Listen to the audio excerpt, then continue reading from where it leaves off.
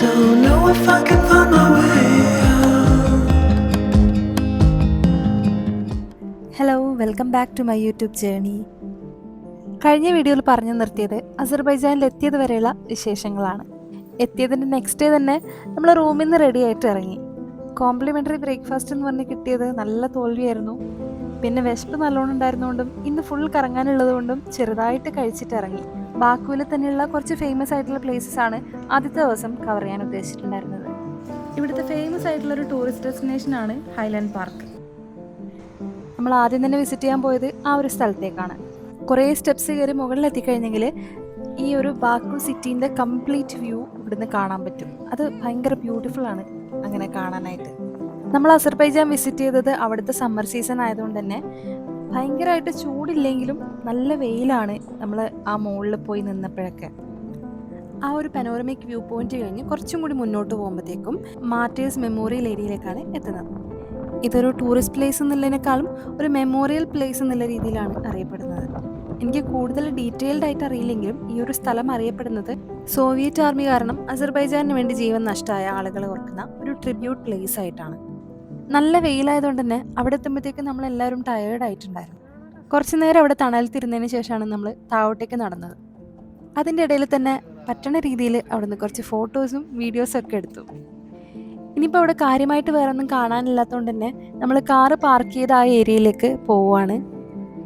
വെയിൽ കൊണ്ടൊരു പരുവായിട്ടുണ്ടായിരുന്നു നമ്മളെല്ലാവരും. ശരിക്കും പറഞ്ഞാൽ ഇവിടെ വൈകുന്നേരം ആകുമ്പോഴത്തേക്കും വന്നാൽ മതിയായിരുന്നു. രാവിലെ ആ നല്ല വെയിലുള്ള സമയത്ത് കയറിപ്പോയതാണ് നമ്മൾ ചെയ്ത വലിയൊരു മണ്ടത്തരം. എൻ്റെ കയ്യിൽ ചെറിയൊരു സ്കാർഫ് ഉണ്ടായതുകൊണ്ട് അത് തലയിലിട്ടിട്ടാണ് ഈ നടക്കുന്നത്. പക്ഷെ ഒരു പരിധിക്കപ്പുറത്തേക്ക് അതുകൊണ്ട് വലിയ കാര്യമൊന്നും ഉണ്ടായിരുന്നില്ല. ഇവിടെ എക്സ്പീരിയൻസ് ചെയ്യാനുള്ള വേറൊരു കാര്യം, നമ്മൾ ഈ തപ്പി നടക്കുന്നത് ഫ്യൂണിക്കുലർ റൈഡാണ്. അവിടത്തേക്കുള്ള വഴി കറക്റ്റ് അറിയാത്തതുകൊണ്ട് ഈ പൊരിവെയിലത്ത് കുറേ നേരം വെറുതെ നടക്കേണ്ടി വന്നു. അങ്ങനെ നടന്ന് അതിൻ്റെ എൻട്രൻസ് കണ്ടപ്പോഴാണ് ഒരു സമാധാനമായത്. ചൂടായിട്ട് അങ്ങനെ ഫീൽ ചെയ്യുന്നില്ലെങ്കിലും ഈ വെയിൽ കൊള്ളുമ്പോൾ ഭയങ്കരമായിട്ട് ടയേർഡാവുന്നുണ്ട്. ഈ വെയിലത്തുള്ള നടത്തൊക്കെ കഴിയുമ്പോഴത്തേക്കും നമ്മളെല്ലാവരും ടാൻ അടിച്ച് പണ്ടാരടങ്ങിയിട്ടുണ്ടായിരുന്നു. അങ്ങനെ നമ്മൾ ഫ്യൂണിക്കുലർ റൈഡ് എക്സ്പീരിയൻസ് ചെയ്യാനാണ് ഈ പോകുന്നത്.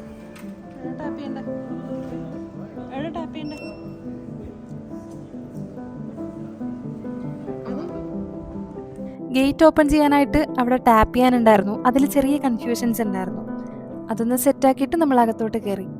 ഈ ഒരു ഫ്യൂണിക്കുലർ റൈഡ് എനിക്കൊരു പുതിയ എക്സ്പീരിയൻസ് ആയിരുന്നു. ഇത് കംപ്ലീറ്റ്ലി ട്രാൻസ്പെറൻറ്റ് ഗ്ലാസ് ആയതുകൊണ്ട് പുറത്തോട്ടുള്ള കാഴ്ചകളൊക്കെ നല്ല ഭംഗിയായിട്ട് കാണാൻ പറ്റുന്നുണ്ടായിരുന്നു.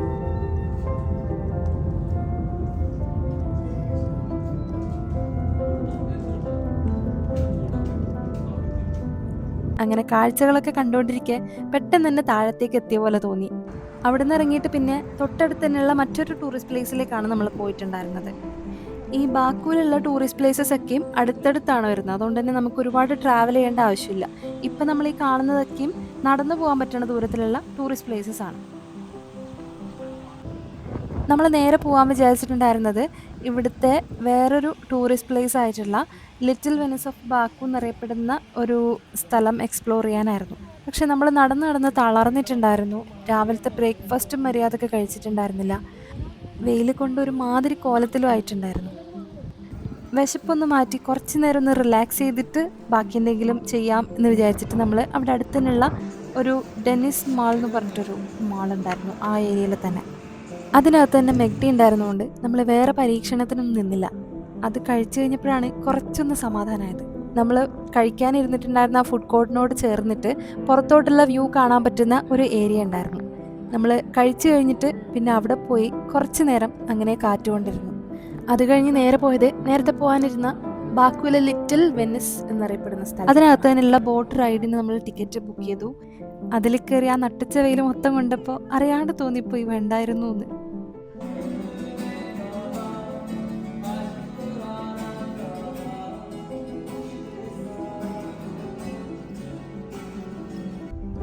ഇനി ഈ പോകുന്ന സ്ഥലം കൂടി ഒന്ന് കണ്ടു കഴിഞ്ഞിട്ട് ഇന്നത്തെ പരിപാടി അങ്ങ് അവസാനിപ്പിക്കാം എന്ന് വിചാരിച്ചിട്ടാണ് ഇങ്ങോട്ടേക്ക് പോകുന്നത്. ഈ പോകുന്ന സ്ഥലത്തെപ്പറ്റി പറയുകയാണെങ്കിൽ മോഡേൺ സിറ്റി വൈബിൽ നിന്ന് കംപ്ലീറ്റ്ലി ഡിഫറെൻ്റ് ആയിട്ടുള്ളൊരു എക്സ്പീരിയൻസ് ആയിരുന്നു. ഇത് ബാക്കുവിലെ ഓൾഡ് സിറ്റി ഏരിയാസാണ്. പഴയ കാലത്തിൻ്റെ ആ ഒരു ഫീല് നിലനിൽക്കുന്ന ഒരു പ്ലേസ് എന്ന് വേണമെങ്കിൽ പറയാം. ഒരു വിൻറ്റേജ് ഫീൽ നിലനിർത്തിക്കൊണ്ടുള്ള പഴയ ബിൽഡിങ്സും ചെറിയ ഇടവഴികളും ഒക്കെയാണ് ഈ സ്ഥലത്തിൻ്റെ ഭംഗി എന്ന് വേണമെങ്കിൽ പറയാം.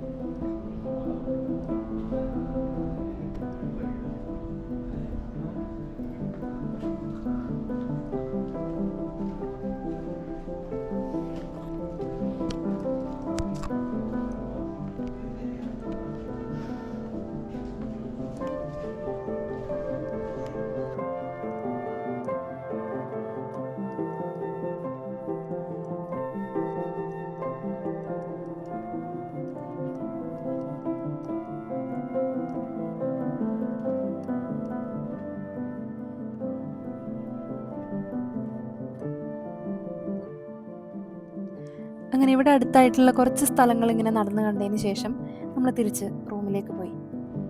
റൂമിൽ കയറി ഒന്ന് ഫ്രഷ് ആയതിനു ശേഷം രാത്രിയാകുമ്പോൾ ഭക്ഷണം കഴിക്കാനായിട്ട് പുറത്തോട്ട് ഇറങ്ങി. രാത്രിയിൽ ഈ ബാക്കു സ്ട്രീറ്റിലെ കൂടി നടക്കുന്നത് ഒരു ഡിഫറെൻ്റ് എക്സ്പീരിയൻസ് ആയിരുന്നു. ആ സ്ട്രീറ്റ് ലൈറ്റ്സും ചുറ്റുപാടും അവിടുത്തെ ആളുകളും ചെറിയ തണുപ്പുള്ള ക്ലൈമറ്റും ഒക്കെ കണ്ട് എന്തോ ഒരു പ്രത്യേക ഭംഗിയുള്ളതായിട്ടാണ് എനിക്ക് ഫീൽ ചെയ്തത്. ഹോണസ്റ്റ്ലി പറയുകയാണെങ്കിൽ ഈ ട്രിപ്പിൽ ഇപ്പോഴും ഓർത്തു വെക്കുന്ന ഫേവറേറ്റ് മൊമെൻറ്റ്സിൽ ഒന്നായിരുന്നു രാത്രിയിൽ ഈ ബാക്കു സ്ട്രീറ്റിലെ കൂടിയുള്ള നടത്തം.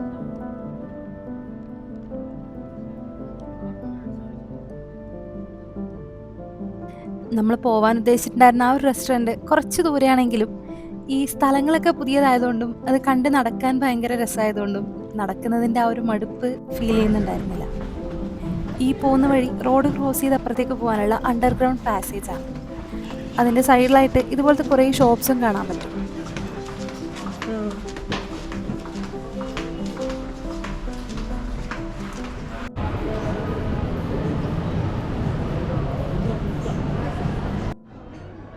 നമ്മൾ നോക്കി വന്ന റെസ്റ്റോറൻറ്റ് ഇതായിരുന്നു. ഇതിൻ്റെ ക്ലോസിംഗ് ടൈം 12 മണിയായിരുന്നു. നമ്മൾ ഏകദേശം അതിനോടടുത്തിട്ടാണ് അവിടെ എത്തിയിട്ടുണ്ടായിരുന്നത്. അതുകൊണ്ട് തന്നെ കുറേ നേരം അവിടെ ഇരിക്കാണ്ട് പെട്ടെന്ന് തന്നെ കഴിച്ചിട്ട് ഇറങ്ങേണ്ടി വന്നു.